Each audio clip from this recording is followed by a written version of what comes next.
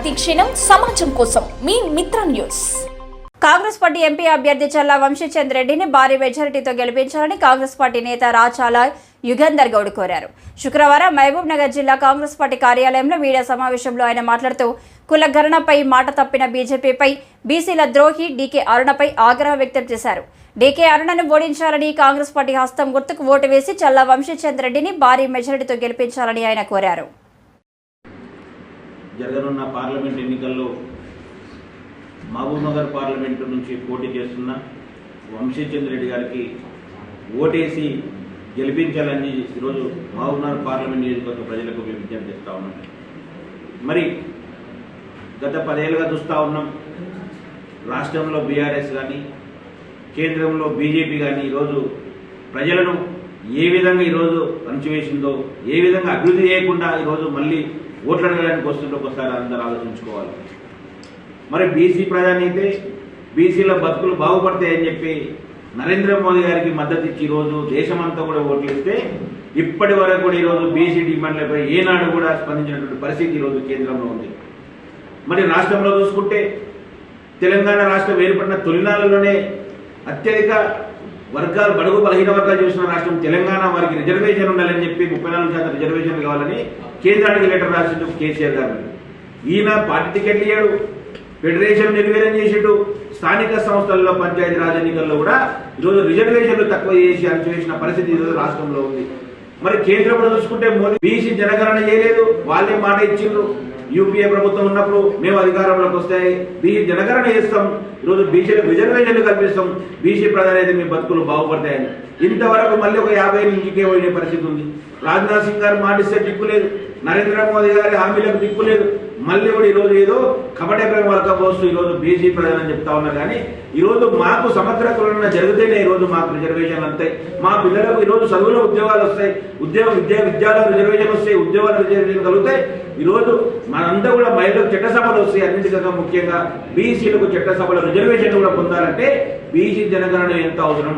ఆ బీసీ జనగణన చేయకుండా నీవు ఎన్ని హామీలు ఇచ్చినావు ఈరోజు అమలు కానటువంటి పరిస్థితి, నేను నమ్మే పరిస్థితి ఎవరు బీసీలు లేరు. కాబట్టి రాహుల్ గాంధీ గారు స్పష్టమైన హామీ ఇచ్చారు, కాంగ్రెస్ పార్టీ స్పష్టమైన హామీ ఇచ్చింది, మేము కేంద్రంలో అధికారంలోకి వస్తే బీసీ జనగణన చేస్తాం, బీసీ రిజర్వేషన్ల పరిమితి ఎత్తివేస్తాం, ఈరోజు బీసీల డిమాండ్ నెరవేరుస్తాం అని చెప్పి ఈరోజు చెప్పినటువంటి పరిస్థితి ఉంది. రాష్ట్రంలో అసెంబ్లీ ఎన్నికల ముందు కూడా మాట ఇచ్చారు, బీసీ జనగణన జరిపిస్తామని. ఇచ్చిన మాట ప్రకారం ఈరోజు మొన్నటి అసెంబ్లీ సమావేశంలో మంత్రి పొన్నం ప్రభాకర్ అధ్యక్షత ఈరోజు రేవంత్ రెడ్డి గారు ముందు అసెంబ్లీలో కూడా బీసీ జనగణనకు తీర్మానం కూడా ప్రవేశపెట్టిన పరిస్థితి ఈరోజు మనం అంతా చూసాం. కాబట్టి ఏదైనా కాంగ్రెస్ పార్టీ మాట ఇస్తే ఖచ్చితంగా ఆమె నిలబెట్టుకుంటుంది. ఆ నిలబెట్టుకునే కాంగ్రెస్ పార్టీకి ఈరోజు ప్రజలంతా కూడా ఈరోజు మద్దతు పలకాలని చెప్పి మేము మరొకసారి విజ్ఞప్తి చేస్తా ఉన్నాం. అదేవిధంగా ఇప్పుడున్నటువంటి ఇతర అభ్యర్థుల పరిస్థితి చూడండి, వంశీచంద్ రెడ్డి గారి, డీకే అరుణ గారి పరిస్థితి, మళ్ళీ డీకే అరుణ గారి రాజకీయ పరిస్థితి మేము చూసినాం. వాళ్ళంతా కూడా ఈరోజు ఫ్యాక్షన్ రాజకీయాలు కూడా చేసినటువంటి చరిత్ర ఈరోజు డీకే అరుణ గారి. మరి అదే గద్వాలలో బీసీ అభ్యర్థి నిలబెడితే అదే సరితమ్మను ఓడించాలని చెప్పి మీ సొంత పార్టీ బీసీ అభ్యర్థికి ఎన్ని ఓట్లు ఇచ్చిన వారిని ఒక్కసారి గుర్తు చేసుకో అంటే మీ మేనల్లుడు గెలవాలని మీరంతా ఏకమవుతారు, కాంగ్రెస్ పార్టీ అభ్యర్థిని ఓడించాలని మీరంతా ఏకమవుతారు, బీసీ అభ్యర్థిని కూడా ఈరోజు మీ సొంత పార్టీ అభ్యర్థిని ఓడించడం.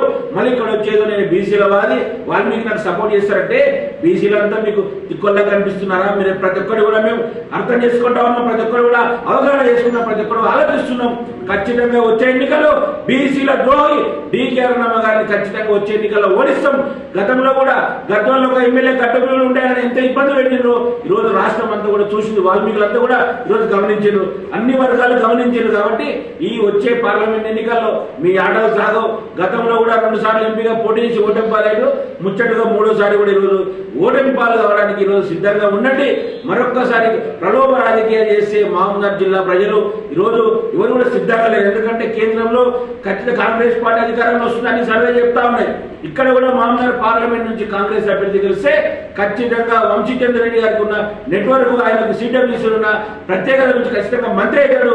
ఈ యొక్క మహబూబ్నగర్ పార్లమెంట్ కూడా అభివృద్ధి చెందింది. కాబట్టి ప్రతి ఒక్కరు కూడా విజయంలో ఆలోచించి, ఎందుకంటే రాష్ట్రంలో కాంగ్రెస్ ప్రభుత్వం ఉంది, సీఎం సొంత జిల్లా ఈరోజు రేవంత్ రెడ్డి గారికి మనం కూడా ఆయనకు మాట దక్కాల్సిన పరిస్థితి ఈరోజు జిల్లా ప్రజలు మనం. ఎందుకంటే మహబూబ్నగర్ జిల్లాకు కాంగ్రెస్ పార్టీ ముఖ్యమంత్రి పదవి ఇచ్చింది. వెనుకబడిన జిల్లాకు గతంలో పురుగుల రామకృష్ణరావు తర్వాత మళ్ళీ కూడా రేవంత్ రెడ్డి గారికి అవకాశం ఇచ్చింది. కాబట్టి రేవంత్ రెడ్డి గారి మాట దక్కాలంటే ఈరోజు ఖచ్చితంగా మన జిల్లా ముఖ్యమంత్రి మాట నిలబడాలంటే మన జిల్లాలోని 2 స్థానాల్లో కూడా అక్కడ మల్లు రవి గారు కానీ ఇక్కడ చెల్లా వంశీచంద్ర రెడ్డి గారిని ఖచ్చితంగా ఈరోజు వాళ్ళని గెలిపించాల్సిన పరిస్థితి ఉంది. గెలిపించే ఆవశ్యకత ఎంతైనా ఉందని చెప్పి మరొకసారి మనం చేస్తూ 13వ తారీఖు నాడు ఎలాంటి ప్రలోభాలు పెట్టకుండా ఈరోజు బీజేపీ చాలా ప్రభావితం చేస్తుంది. మనం చూస్తాం ఒక అభ్యర్థి పైన చెల్లా వంశీచంద్ర ఏదో రౌడీ ఏం చేస్తున్నట్టు ఈరోజు మనం టీవీలలో పత్రికలలో చూసినాం. అంటే మీరు ఏ విధంగా ఫ్యాషన్ రాజకీయాలు ఈ విధంగా దాడికి పురమాయిస్తున్నారో నియోజకవర్గ ప్రజలంతా గమనిస్తా ఉన్నారు.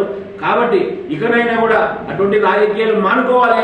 లేకుంటే మే 13 తర్వాత ఈరోజు డీకే అరుణ గారు ఎక్కడ ఉంటారో ఒక్కసారి అందరూ కూడా ఆలోచించుకోవాలి.